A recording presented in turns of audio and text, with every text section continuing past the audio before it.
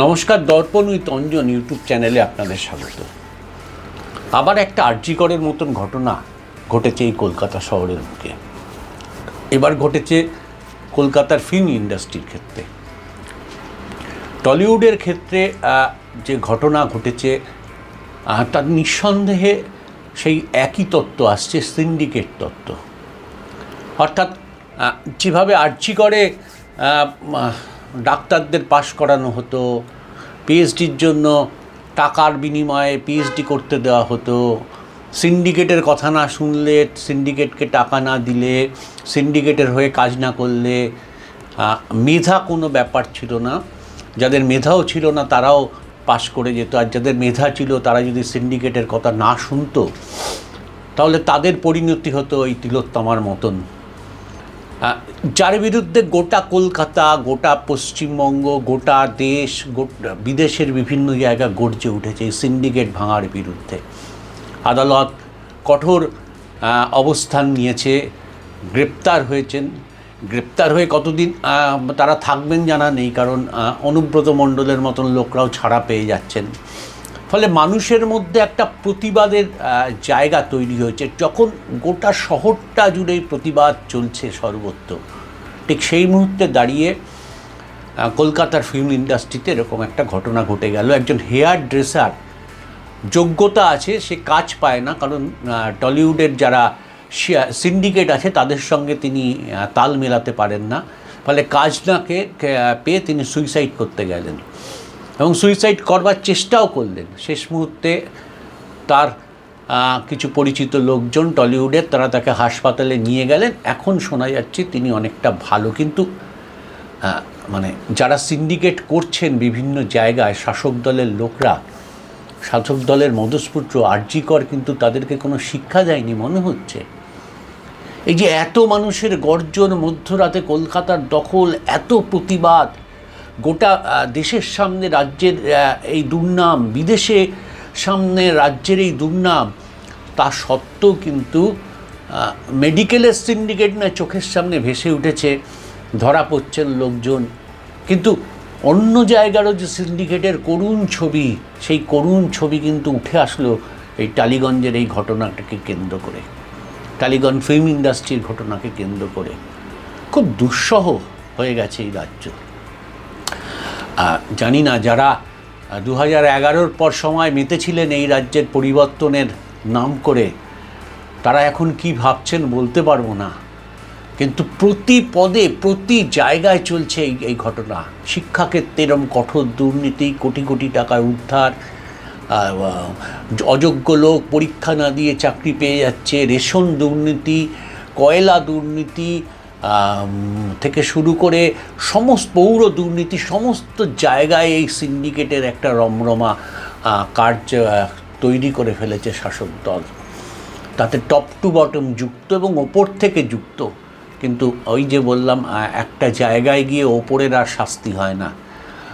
সে আপনি সারদা নারদা থেকে ধরুন, তারপরে ধীরে ধীরে নামুন, সব দুর্নীতি গিয়ে একটা জায়গায় গিয়ে এই সব দুর্নীতির তদন্ত আটকে যায় এবং স্বাভাবিকভাবেই বাম এবং কংগ্রেস অভিযোগ করে যে মোদি দিদি গটাব। কিন্তু আসল বিষয় যে এই রকম একটা প্রতিবাদের মধ্যে দাঁড়িয়েও গোটা রাজ্যে শাসক দলের লোকরা কিন্তু সাহস পাচ্ছে এখনও বিভিন্ন জায়গায় এই সিন্ডিকেট চক্র চালাতে। আসলে টাকা বড় বিষম বস্তু, লক্ষ লক্ষ টাকা রোজগার হয়, অযোগ্য যারা তারা লক্ষ লক্ষ টাকা, কোটি কোটি টাকা রোজগার করে। ফলে স্বাভাবিকভাবেই এ কি সহজে বন্ধ হওয়ার যায়? ফলে চলছে মেডিকেলের সিন্ডিকেটের যখন এই দুর্নীতি মুখোশ খুলে যাচ্ছে, গ্রেপ্তার হচ্ছে, ঠিক তখন আবার টলিউডে এইরকম হচ্ছে। এবং একজন শিল্পী, কলাকুশলী, অভিনয় করেন না, তিনি হেয়ার ড্রেসার, নায়ক নায়িকাদের চুল ঠিক করেন, তার এই করুণ ঘটনা নিঃসন্দেহে চোখে আঙুল দিয়ে দেখিয়ে দিয়েছে। আমরা একটু শুনে নিই রুদ্রনীল ঘোষ এবং রূপা গাঙ্গুলি এই ঘটনার প্রতিবাদে ঠিক কী বলছেন। তারা হতে পারে রাজনৈতিক দলের লোক, কিন্তু তারা প্রতিবাদে এগিয়ে তো এসছেন। নিঃসন্দেহে একটা বড় ব্যাপার, তারা ঘটনা ঘটেছে এবং তারা যেইভাবে প্রতিবাদের সামনে এসছেন নিঃসন্দেহে তাদের অভিনন্দনযোগ্য, কিন্তু তারা এগিয়ে এসছেন। কি বলছেন তারা, শুনুন, তাদের মুখ থেকে আমরা শুনি। যে ঘটনা ঘটেছে, এই ঘটনার মাঝখানে আর একটা নির্মম ঘটনা ঘটে গেছে টলিউড ফিল্ম ইন্ডাস্ট্রিতে। আপনারা অবগত হয়েছেন বোধহয় সকাল থেকে। গতকাল রাতে আমাদের একজন হেয়ার ড্রেসার দিদি, যারা আমাদের শুটিংয়ের সময় হেয়ার স্টাইল বা কেশসজ্জা করেন, হেয়ার ড্রেসার গিল্ডের একজন দিদি, তিনি কাজ না পেতে পেতে, অযোগ্যতার জন্য নয়, টলিউডের বেশ কিছু মানুষ যারা ক্ষমতার দম্ভে অন্যায়কে পরিচালনা করে, কাজ পেতে গেলে যে যোগ্যতাটাই শেষ কথা নয়, পরিচালক যে আর্টিস্ট বা টেকনিশিয়ানস যাদের নিয়ে কাজ করলে কাজটা ভালো হবে ভাবেন, এই ধারণার বিরুদ্ধে গিয়ে যারা একটা স্বৈরতান্ত্রিক পরিবেশ তৈরি করে টলিউডের গরিমা এবং পরিবেশটাকে রোজ নষ্ট করছে, তাদের চাপে আমাদের এই হেয়ার ড্রেসার দিদি কালকে অত্যন্ত দুর্ভাগ্যজনকভাবে আত্মহননের পথ বেছে নেন এবং অত্যন্ত উপরওয়ালার কৃপা যে তিনি কোনো মতে প্রাণে বেঁচে গেছেন, হাসপাতালে ভর্তি ছিলেন তিনি। বিষয়টা এই কারণে গুরুত্বপূর্ণ যে এই ঘটনা ঘটেছে একটা মানুষকে প্রাণে মারার মতোই কাজে মারা, পেটে মারা বা ভাতে মারার যে সুকৌশলী পরিকল্পনা টলিউডে কনস্ট্যান্ট ঘটাচ্ছে একটা অংশের মানুষ। আরজি করের দিকে তাকালে আমরা বুঝতে পারবো যে সন্দীপ ঘোষের বিরুদ্ধে হাজার রকমের দুর্নীতির অভিযোগ ওঠা সত্ত্বেও, তার বিরুদ্ধে প্রমাণিত লিখিত অভিযোগ যাওয়া সত্ত্বেও পশ্চিমবঙ্গের সম্মানীয় মুখ্যমন্ত্রী, পুলিশ মন্ত্রী বা স্বাস্থ্যমন্ত্রী, যিনি এই অভিযুক্ত সন্দীপ ঘোষদের বিরুদ্ধে বন্দোবস্ত না নিয়ে যারা সন্দীপ ঘোষ সিন্ডিকেটের বিরুদ্ধেই আওয়াজ তুলেছেন, তা তিনি ডাক্তার হন, রোগী হন বা জুনিয়র ডাক্তার হন, তাদেরকেই কিভাবে টাইট দেওয়া যায় অগণতান্ত্রিক পদ্ধতিতে, বেআইনিভাবে, সেই পদ্ধতি কায়েম হয়েছিল এবং যার করুণ পরিণতি আমাদের এই তিলোত্তমা বা অভয়া ডাক্তার বোনের সঙ্গে যে নৃশংস ঘটনা ঘটেছে। আমি এই ঘটনার অবতারণা এই কারণে করতে বাধ্য হলাম যে আমাদের টলিউডেও মমতা বন্দ্যোপাধ্যায় সম্মানীয় মুখ্যমন্ত্রীর একজন স্নেহধন্য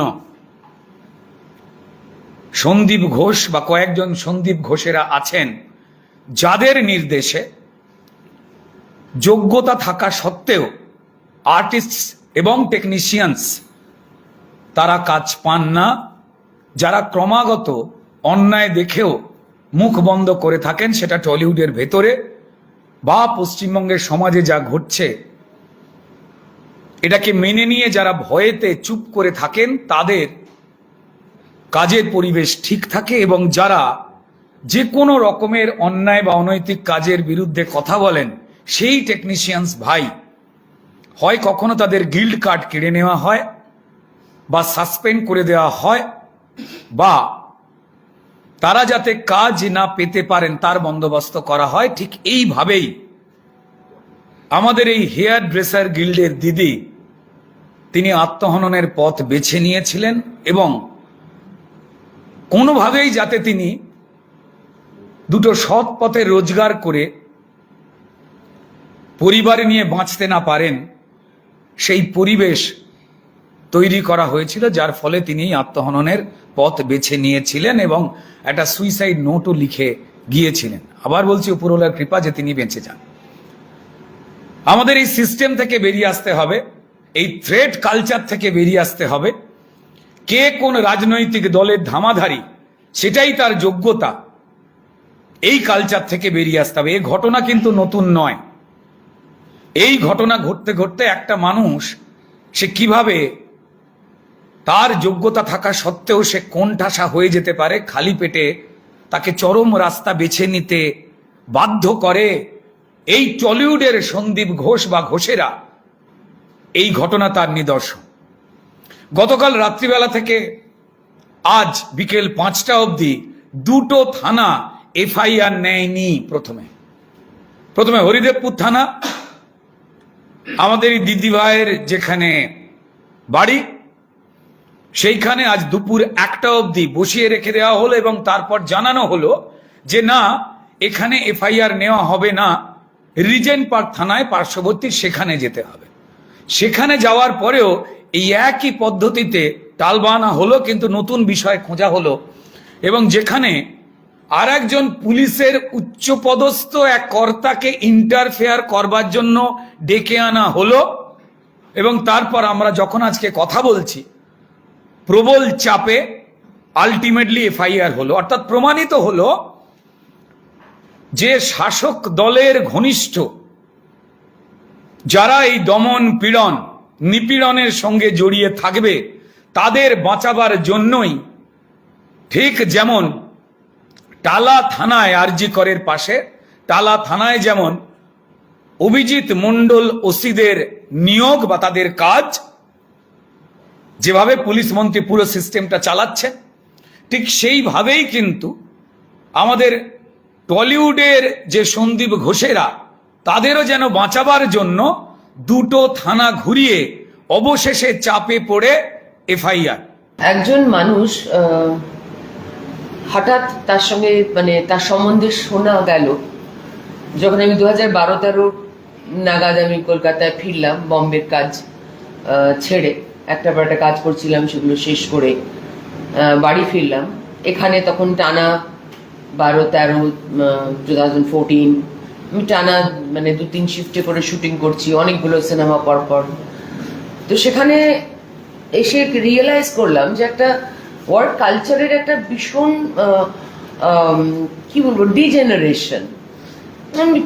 হতবাকি লাগতো। প্রথমে ভাবতাম যে ঠিক আছে, বম্বে থেকে এসছি, এত বছর ধরে 7-8 বছর বম্বেতে কাজ করে যেটা হয়, একটা কাজের একটা সিস্টেম তৈরি হয়ে গেছে, সেরকম ভাবে কাজ করতে হয়তো আমরা অভ্যস্ত হয়ে পড়েছি। আর আমি চিরকালই ভীষণ পার্টিকুলার, ভীষণ সিস্টেমেটিক পেতে নিয়ম মেনে পাংচুয়াল এভাবে কাজ করার অভ্যেস। তো সেখানে আমি এসে একটু হতচকিত হয়ে গেছিলাম। তারপর আস্তে আস্তে বুঝতে পারলাম যে একটা লোক আছে, সেই লোকটা নাকি মাননীয় মুখ্যমন্ত্রী খুব কাছে, একজন এমএলএরও খুব ভাই হবেন, এবং তিনি ওই একটা টেকনিশিয়ানের কার্ড বানিয়ে নিয়েছেন, একটা অ্যাসিস্ট্যান্ট টেকনিশিয়ানের কিছু একটা কার্ড বানিয়ে নিয়েছেন। তো তিনি এখানকার মহারাজা। আমি এটা বুঝতে পারলাম না যে এত বছর ধরে যে ইন্ডাস্ট্রি, তার গরিমা, সেখানে এত সিনিয়র মানুষ আছেন যারা সম্পূর্ণভাবে তাদের জীবনটাই দিয়ে দিয়েছেন এই ধরনের কাজের সঙ্গে যুক্ত থেকে। তারা টেকনিশিয়ানস হতে পারেন, তারা আর্টিস্ট হতে পারেন, তারা hair dresser team, whatever, spot boys. কিন্তু সবের ঊর্ধ্বে একটা লোক বসে ছুরি ঘোরাচ্ছে, তার নাম ওই বিশ্বাস, যাকে একেবারেই বিশ্বাস করা উচিত না। কিন্তু কি আশ্চর্য যে তার ভয়ে সবাই কাঁটা। আমি আস্তে আস্তে দেখলাম যে শুটিংটা কালকে ক্যান্সেল হবে কেন। বললো না না না, আজকে ওই মিটিং আছে, তো সবাইকে মিটিংয়ে যেতে হবে। এখন এমনই একটা সিচুয়েশন হয়ে গেছে সারা পশ্চিমবঙ্গে, যেভাবে আমরা আরজি করের বিষয় নিয়ে সারা রাজ্য জুড়ে উত্তাল, সারা দেশ এবং বিশ্বতেও বহু মানুষ সত্যিই উত্তাল হয়ে পড়েছে। একজন বলেছিল, একটি বাচ্চা ছেলে বলেছিল যে সাহসটাও সংক্রামক। তো আমার মনে হয় সাহসটা আস্তে আস্তে সবার মধ্যেই বেড়ে আসা উচিত। এভাবে একটা মেয়েকে তুমি 3 মাস ধরে তাকে একটা ঘোরালো পেঁচালো কারণ দেখে তুমি তাকে সাসপেন্ড করে দিলে। আচ্ছা, সে 1 মেতে সাসপেন্ড হয়েছে, 1 মে চলে গেল, জুন চলে গেল, জুলাই চলে গেল, তারপরেও তাকে কাজ করতে দেওয়া যাবে না। নতুন প্রজেক্ট আসছে, তাকে বলা হচ্ছে তুমি আজকে তার একটা শুটিং শুরু কথা ছিল, কাল রাতে তাকে জানানো হয়েছে যে না আপনি শুটিংটা করতে যেতে পারবেন না। প্রোডাকশন ম্যানেজারের ওখান থেকে ফোন করে বলা হয়েছে যে না ভাই তোমায় নেওয়া যাচ্ছে না, বারণ করা আছে। এবার ওখানে কদিন ধরে ও যাতায়াত করছিল সব জায়গায়, তখন ও পরিষ্কার ও এবং আরেকটি মেয়ে আছে আমাদের টিভিতে আজ সকালবেলা তাকে দেখাচ্ছিল, ওদেরকে একটু ক্লাব করে দিয়েছে আলাদা আলাদা করে, বেশ কিছু লোককেই খুব হ্যারাস করা হচ্ছে এবং তাদের পরিষ্কার বলা হয়েছে যে দেখবো তোমার কার্ডটা কি করে থাকে। এবার একটা টেকনিশিয়ানের কার্ডটাই তো সবচেয়ে বড়, মানে যেভাবে জব কার্ড কেড়ে নিয়ে ভোটার সিস্টেম হয় এখানে, সেভাবে তুমি টেকনিশিয়ানের কার্ড কেড়ে নিয়ে তাকে তুমি পেটে মারবে। আর এই সাহস, এই দুর্দণ্ড সাহসটা এই লোকটা পায় কি করে? প্রতিটি লোককে টেকনিশিয়ানদের শুটিং বন্ধ করে দিয়ে তাদেরকে যেতে হবে মাননীয় মিছিলে। তাহলে ভাই সবাই মিলে সারা রাজ্য জুড়ে একটাই স্লোগান দেয়, ভোর হলো দোর খোলো, যাও গিয়ে মঞ্চে গিয়ে সাদা নীল চটি চাটো। সবার তাহলে সব পুরো ফ্রেটার্নিটি, পুরো মানে পশ্চিমবঙ্গের যে কটা অ্যাসোসিয়েশন ইন্ডাস্ট্রি যা যা আছে সবার তাহলে একটাই কর্ম এখন সকাল থেকে গিয়ে। এ তো সম্ভব নয়, তো কোনোদিনই সম্ভব না। কেন হবে এরকম ভাবে? কি কারণে ওকে ওর সাসপেনশন যদি করেও থাকে, ফেডারেশন যদি কোনো নিয়ম বার করে, যেটা আমি খুবই মানে একেবারেই মানি না। কদিন আগে রাহুলকেও এরকম করা হলো, which is no use, Rahul ডিরেক্টরকে একই জিনিস করা হলো, সেটা খুব অন্যায় করা হয়েছে। অদ্ভুত অদ্ভুত নিয়ম, ফেডারেশনের নিয়মগুলো শুনলে আপনারা হতবাক হয়ে যাবেন। অদ্ভুত অদ্ভুত নিয়ম, লাগবে 20টা ছেলে, 20 জন লোক লাগবে টেকনিশিয়ান, নিতে হবে 40 জন। ভাই একটা ছোট প্রডিউসার একটা ছোট প্রোগ্রাম করছে, তাকে ছোট টিম নিয়ে সে বাইরে চলে শুটিং করে আসবে। এগুলো তো কোনোদিন আমাদের এরকম ছিল না এই রাজ্যে, এরকম কোনোদিন ছিল না যে মিটিং মিছিল হলে, রাজনৈতিক মিটিং মিছিল হলে সেখানে সবাইকে যেতে হবে, এসব কোনোদিন ছিল না। আমরা কোনোদিন যাইনি বস, কোনদিন এসব ছিল না। কি উদ্ভট সব, একটা ভাঙা গাড়ি, তোষ্য গাড়ির যে অ্যাসোসিয়েশনটা আছে, তোষ্য গাড়ি খারাপ ভাঙা, সেই গাড়িটাই নাকি নিতে হবে, তবে না হলে ব্যাস শুটিং বন্ধ। মানে একমাত্র আর্টিস্টরা নিজেদের গাড়ি নিয়ে আসতে পারে, অন্য কোনো গাড়ি, ওই গাড়ি একটা ভাড়া তোমায় করতে হবে, সেটা যত ভাঙাই হোক না কেন, না লাগলেও বসিয়ে রাখবে। টেকনিশিয়ানদের যাদের লাগবে না তাদের বসিয়ে রাখবে। এই যে একটা অদ্ভুত একটা সিস্টেম, যে যারা আমার হাতের তলায় রইল তাদেরকে আমি যাতে সারা মাসে একটা মোটা টাকার ব্যবস্থা করে দিতে পারি, কাজের ব্যবস্থা করে দিতে পারি, সেই ব্যবস্থা আমি দেখে নেব। দায়িত্ব নিয়ে বেছে বেছে একে নিতে হবে, তাকে নিতে হবে, পাঠাবো। আর বাকিরা যতক্ষণ আমার পায়ে তেল মারবে, আমার চটিটা চাটবে, ততক্ষণ অবধি আমি তাদেরকে ঘরে বসিয়ে মরতে হয় মরতোরা, এই অবস্থায় নিয়ে গিয়ে ফেলবো। এই সিস্টেম পশ্চিমবঙ্গে চলতে পারে না। এবং সিস্টেমের মাথা যে অবিশ্বস্ত বিশ্বাসরা, যাদের ভালো নাম দিয়েছে সন্দীপ ঘোষ, একদম ঠিক নাম দিয়েছিস, এইসব লোকেদের মানে পৃষ্ঠপোষকতা করেন আর তারা মমতার সঙ্গে ঘুরে থাকেন। কি দৈব শক্তি বলে এই ভদ্রলোক এতদিন ধরে এখানে করে খাচ্ছেন, আমি সেটা বুঝতে পারছি না। মাননীয় মুখ্যমন্ত্রীকে একটু লজ্জা হয় না? রাহুলের কেসটা পরে যখন গৌতম দা এবং বুম্বা ঠিক করলো যে পুরো কেসটা হ্যান্ডেল করবে, তখন তো মাথা একটুখানি ভড়কি দিয়ে ঘুরিয়ে দিল, কারো কিছু উপায় নেই, স্টুডিও শুটিং চালু করতে হবে, তা করে দিল চালু। তখনও কি ওনার শিক্ষা হলো না যে দেখে সরা? আর কটা মরলে? আর কবে আর কটা মরতে হবে? কজন মানুষের মৃত্যু দেখতে চান আপনি কোণের মধ্যে? আর আপনাদের একটা পরিষ্কার করে বলে যাই আজকে, আমি বেশি তো কথা বলা হয় না আপনাদের সঙ্গে। এই আরজি করের পরিস্থিতি শুধু একটা আরজি করের জন্য নয়, আরজি কর হচ্ছে একটা সলতে জ্বলে গেছে, তাই না? জাস্ট জ্বলে উঠেছে। এত বড় বারুদের স্তূপ জমেছিল দিনের পর দিন। এই রাজ্যে 30,000-এর মতন মহিলা নির্যাতনায় বছরে এটা রেকর্ডে পাবেন না আপনারা। আমার কাছে যেদিন অব্দি রেকর্ড যখন দিত তখন অব্দি আমার কাছে সেই রেকর্ডগুলো আছে। তারপর তখন রোজই টিভিতে যেটুকু দেখতে পাই। This is too much. এভাবে চলতে পারে না। সবাই মিলে আওয়াজ তোলো। জনসাধারণ যেভাবে আওয়াজ তুলেছে, যেভাবে সাহস সঞ্চার করতে পেরেছে, একটি মেয়ে অভয়া বলুন, তাকে তিলোত্তমা বলুন, সেটা ছোট্ট আমাদের কন্যার সম, আমি মা, তাই আমার মাঝে মাঝে ওদের দেখলে মানে ওদের কথা ভাবলেই কিরম মুখে চোখের জল চলে আসে। আমাদের মতো এই ছোট্ট ছোট্ট বাচ্চা বাচ্চা ছেলে মেয়েগুলো কি অবস্থায় দিনের পর দিন রাস্তায় দাঁড়িয়ে আছে, আন্দোলন করে যাচ্ছে, রাতের পর রাত তারা ঘুমোয় না, রাস্তায় আন্দোলন করছে, তারপর আবার অভয়া ক্লিনিক চালাচ্ছে, তারপর কোথায় বন্যা সামলাতে সেখানে ব্যবস্থা দিতে চলে গেছে।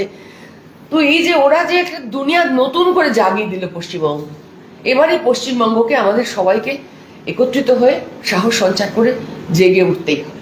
শুনলেন সবটা। জানি না বাংলা কবে এর থেকে মুক্ত হবে এবং কিভাবে মুক্ত হবে, বাংলার মানুষ কিভাবে পরিবর্তন করবে বাংলার মানুষ বলতে পারবে। কিন্তু এই দুঃসহ জীবন থেকে যদি মুক্ত না হতে পারে বাংলা, তবে আরও ভবিষ্যতের আরও করুণতম কাহিনীর জন্য অপেক্ষা করতে হবে।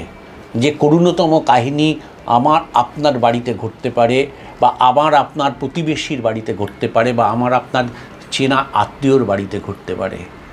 তাই বাংলার মানুষকে ভাবতে হবে, শুধু রাত দিকে রাস্তা দখল নয়, অন্যভাবেও এই দখলদারি করে পরিবর্তন ঘটাতে হবে, নাহলে এই বাংলাকে মুক্ত করতে পারবেন না। আজকের এই সিন্ডিকেট রাজ থেকে মুক্ত করতে হলে এছাড়া বিকল্প কিছু নেই। আজকের এপিসোড এইটুকুই, পরের এপিসোডে আসছি অন্য বিষয় নিয়ে। ধন্যবাদ।